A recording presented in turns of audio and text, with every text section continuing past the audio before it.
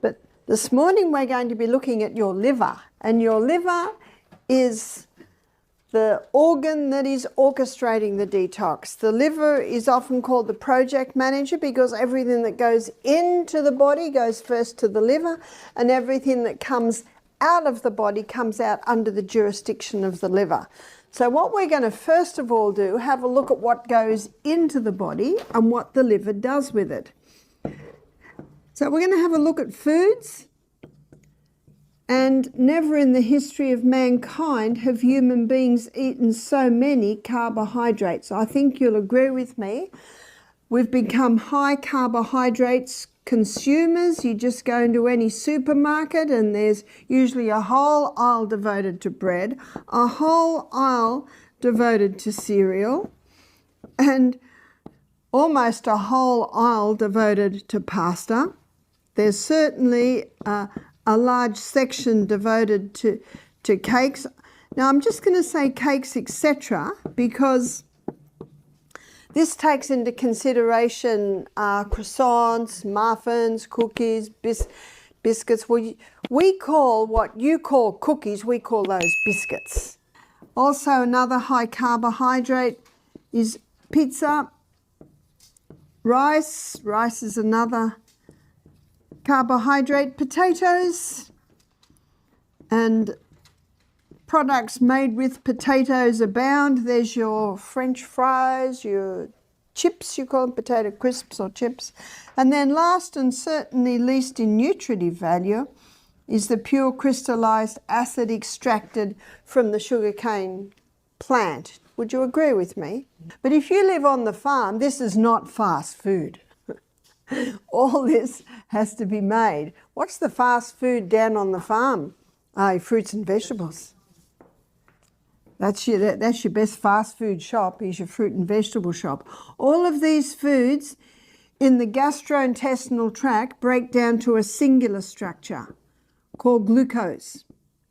And glucose gets absorbed out of the gut into the blood, goes on the M1 main highway, portal vein straight to the liver. And then the liver determines what happens to that glucose. And the first place it goes is to the cell.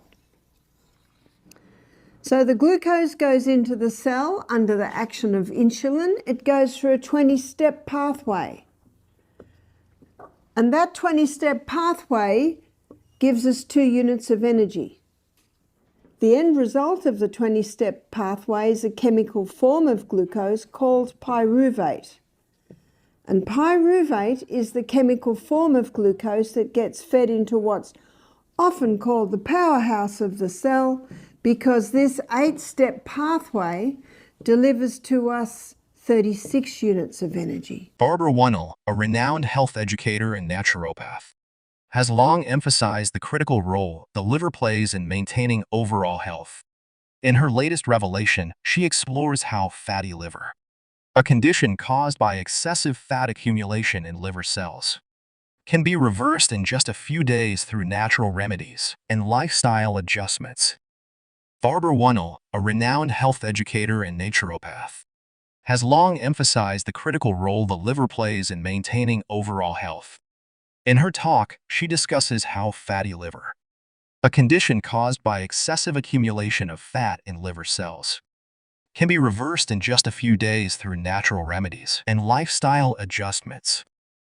The liver, often called the body's detox powerhouse, performs over 500 essential functions. It processes nutrients from food, breaks down fats, produces bile, and removes toxins from the bloodstream. When the liver is burdened with excess fat, its functionality declines, leading to symptoms such as fatigue, weight gain, and even life-threatening conditions like liver cirrhosis. You see, on this high carbohydrate diet, the poor old pancreas is getting screamed at all day. More insulin, more insulin, more insulin. But on this diet, the pancreas is getting a break and it starts to revive.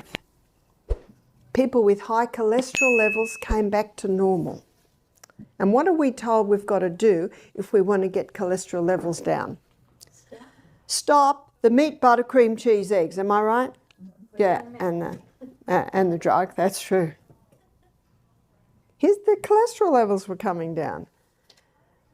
Atkins scratched his head. His cancer patients were going into remission. Do you remember yesterday? And I do admit I am guilty of information overload, but cancer cells consume 15 times the glucose of any other cell.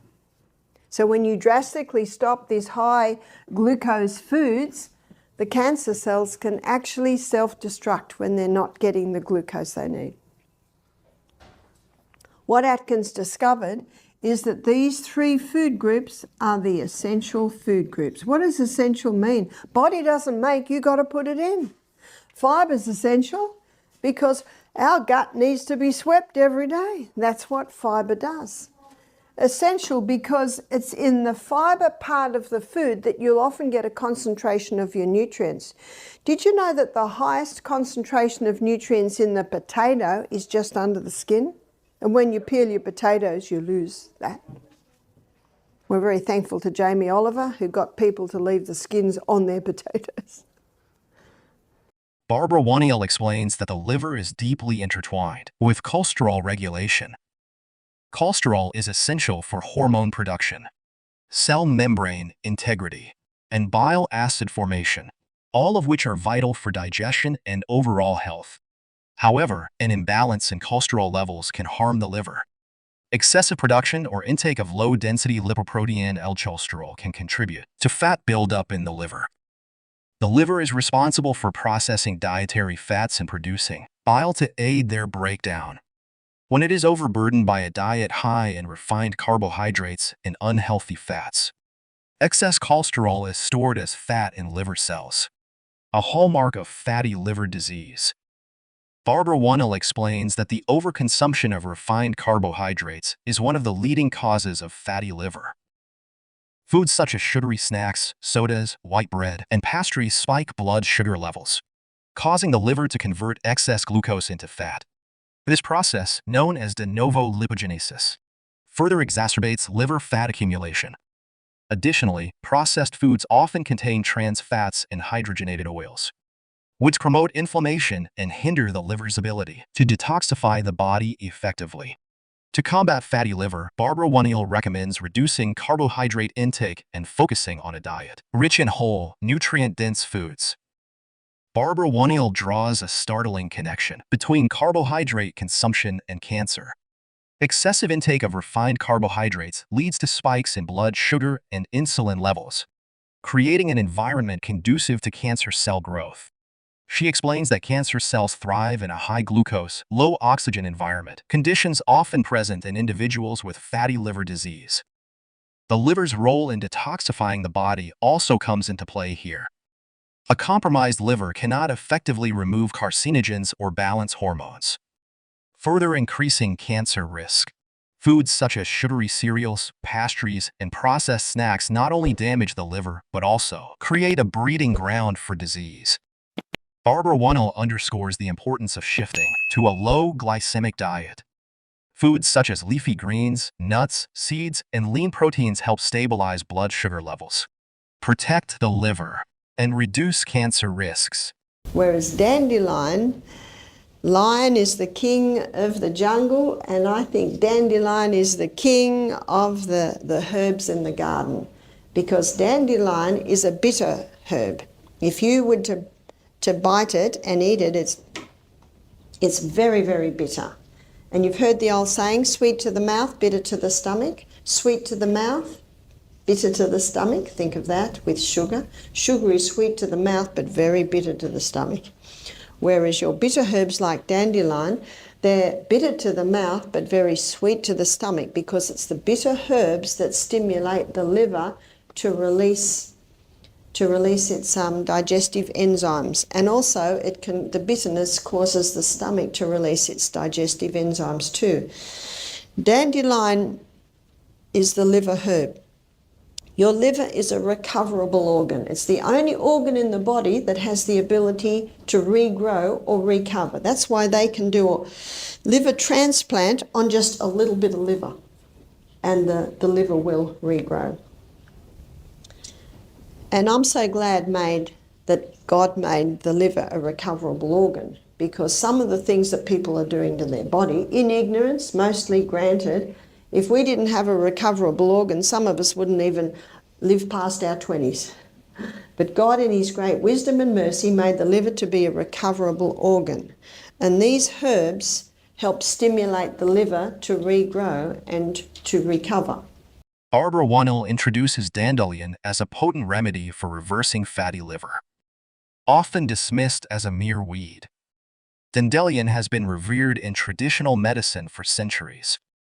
Barbara Wannell hails it as the king of the gut due to its ability to stimulate digestion and liver function. Dandelion's ability to stimulate bile production is one of its most significant benefits. Bile, produced by the liver, is essential for breaking down fats and eliminating toxins from the body. By enhancing bile flow, Dandelion prevents fat accumulation in the liver and improves digestion. The plant is also rich in antioxidants such as polyphenols and flavonoids, which protect liver cells from damage caused by free radicals and inflammation. Furthermore, Dandelion promotes the growth of healthy gut bacteria, aiding nutrient absorption and reducing the burden on the liver. Its diuretic properties help flush out toxins and excess fluids, further lightening the liver's workload. Beyond dietary changes, Barbara highlights the importance of lifestyle adjustments for maintaining long-term liver health. Proper hydration is essential for flushing toxins and supporting liver function. Drinking water with a pinch of Celtic salt can improve mineral balance and hydration. Regular exercise is another key factor, as physical activity reduces liver fat, improves insulin sensitivity, and promotes overall metabolic health. If you enjoyed this content, don't forget to click the like button, hit subscribe, and turn on notifications to stay updated with our latest videos. Thanks for watching, and we'll see you in the next one.